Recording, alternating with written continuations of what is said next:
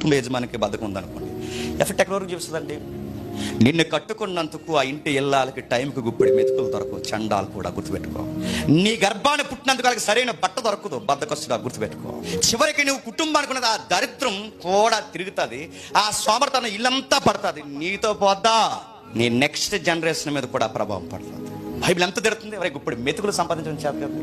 నేను నమ్ముకునే భార్య ఉంది, నేను నమ్ముకునే పిల్లలు ఉన్నారు, నేను నమ్ముకునే కుటుంబం ఉంది. అరే రేపు పొద్దున్న వీళ్ళకి ఏదన్నా ప్రాబ్లం వస్తే, సడన్గా ఆరోగ్యాలు ఎప్పుడులా ఉండవు, ఏదన్నా సడన్గా ఏదన్నా అనారోగ్య సమస్య వస్తే ఎవరి దగ్గరకు పోయి భిక్షాటన చేయాలి? కనీసం సేవింగ్స్ నీకు చేయాలని తెలియదు. రేపు పొద్దున ఏదన్నా ఏ వరదో ఏ తుఫానో ఏదో ఒక ప్రమాదం వస్తే, సడన్గా అంతా ప్రమాదం రాష్ట్రానికో జిల్లానికో మండలానికో పడితే వారం రోజులు కూర్చున్నా పర్లేదన్నా కనీసపు ధీమాగా సంపాదించే వైఖరి నీకు వద్దు. నేను అడుగుతున్నాను, సీమలు చూడు, ఎండాకాలం అంతా సీరియస్ వర్క్లో ఉంటాయి, సరిగ్గా వాడికి వర్క్ చేయలేని టైంలో ఈ దాసుని అంతా తీసుకుంటూ రెస్ట్ టైంలో ఉంటాయి.